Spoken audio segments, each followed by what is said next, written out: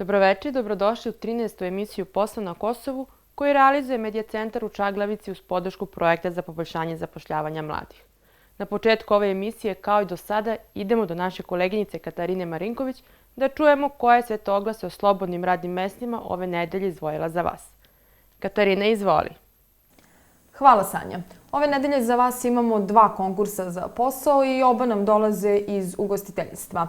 Prvi oglas nam dolazi iz Lapljeg sela. Naime, restoranu i kafe baru Kasper potrebni su radnici za rad u kuhinji. Rad je u 2 smene, a za sve dodatne informacije doći lično u restoran i kafe bar Kasper ili pozvati na broj telefona 049 535 006. Restoranu Moja kafanica i dalje je potrebna radnica za rad u kuhinji. Da vas podsjetimo o uslovima konkursa. Radno iskustvo je poželjno, ali nije neophodno. Rad je u 2 smene. Za sve dodatne informacije i prijave javiti se Ivanu Šubariću na sledeći broj telefona 049 320 215 kao i na Instagram profilu moja_kafanica_Gračanica. Više informacija o oglasima za posao možete pronaći na našem web sajtu www.posaonakosovu.com. Centar za inovacije Kosova i USAID-ov pravosudni projekat organizuju takmičenje u hakatonu koje će se održati u prostorijama Centra za inovacije u Prištini od 29. do 31. oktobra. Više o ovom takmičenju čućete od moje koleginice Sanje. Hvala, Katarina. Kao što ste čuli, ove, a i sve ostale oglase možete pronaći na našem sajtu www.posaonakosovu.com.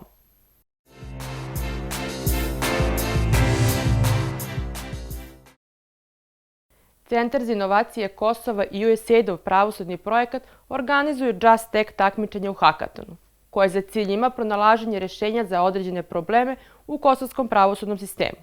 Takmičenje će se održati u prostorijama Centra za inovacije u Prištini od 29. do 31. oktobra. Da biste učestvovali na ovom takmičenju ne morate da budete programeri ili IT stručnjaci. Dovoljno je samo da ste kreativni, imate ideje, radoznali ste i znatiželjni.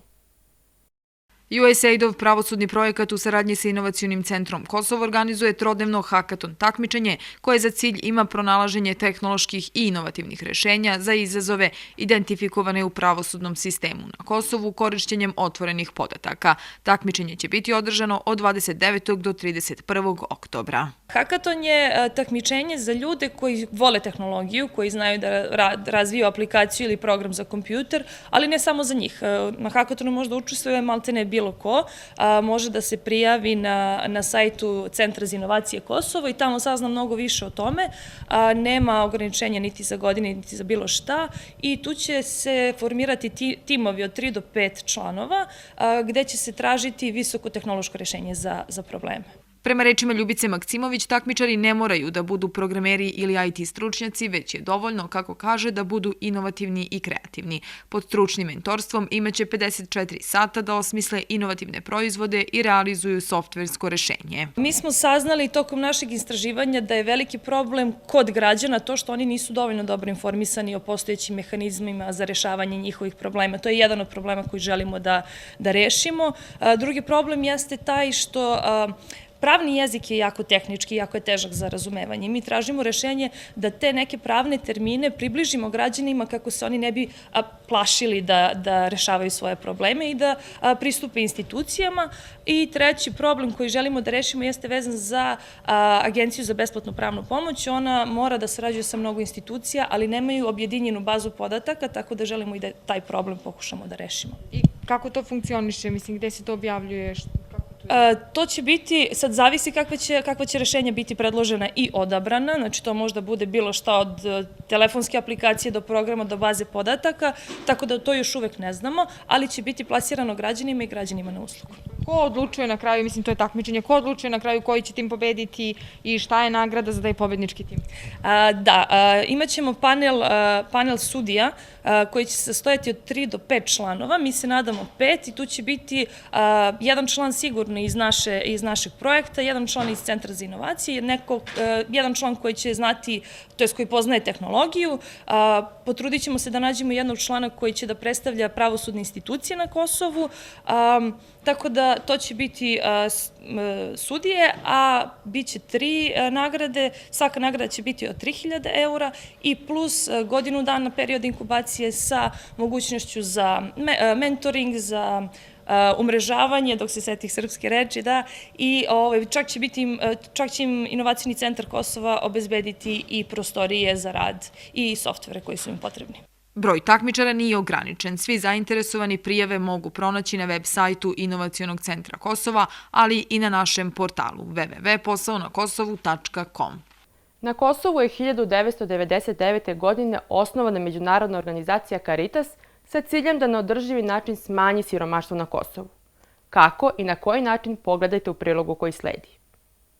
Caritas je međunarodna organizacija koja je na Kosovu osnovana 1999. godine sa ciljem da se smanji siromaštvo na održiv način. Cilj ove organizacije je pružanje podrške svim stanovnicima Kosova bez obzira na njihovu etničku pripadnost, starost ili pol. Sadašnja strategija fokusira se na stvaranje prihoda i obrazovanja u ranom detinjstvu. Tim povodom, ova švajcarska organizacija započela je pre nekoliko meseci projekat Inter-K, koji za cilj ima da doprinese većem društvenom približavanju mladih na Kosovu. Glavni cilj našeg projekta je socijalno zbližavanje kao i doprinos stvaranju prihoda mladih ljudi.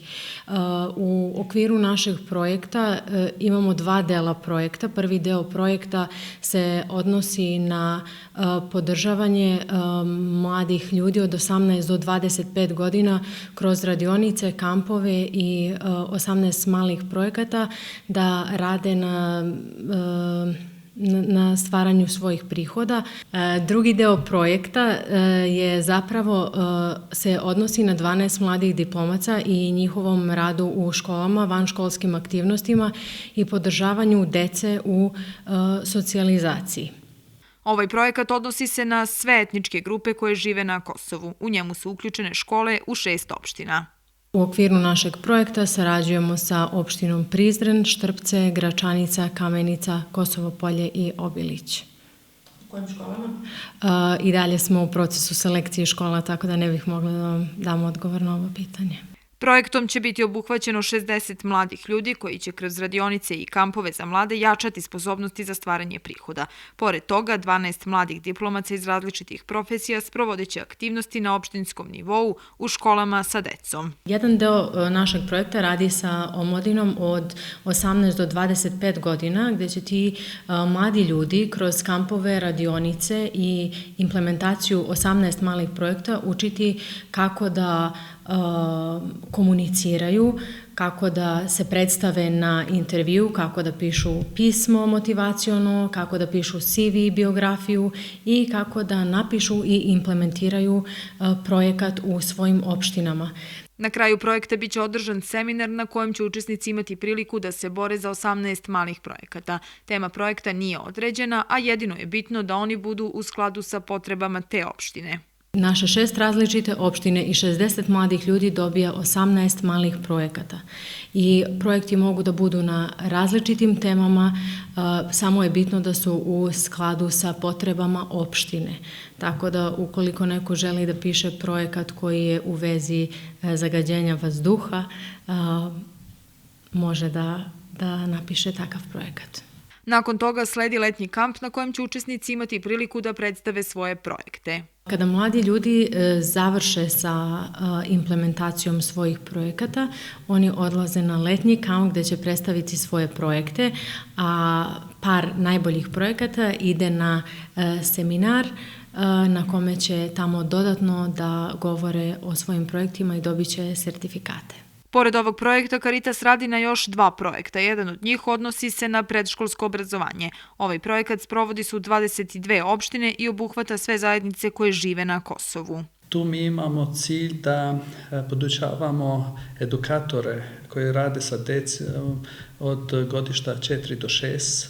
I na tom projektu mi imamo akreditovan program koji se bazira na novu metodologiju rada sa decom i kad se taj trening završava, onda mi putem suradnje sa opštinama mi dajemo svu potrebnu opremu za te učitelje na tim školama.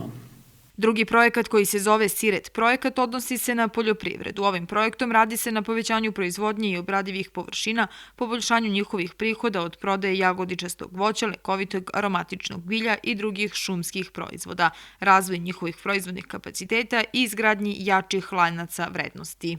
Putem tog projekata mi podržavamo tržišne aktere na povećanje proizvodnje i povećanje obrađenih površina.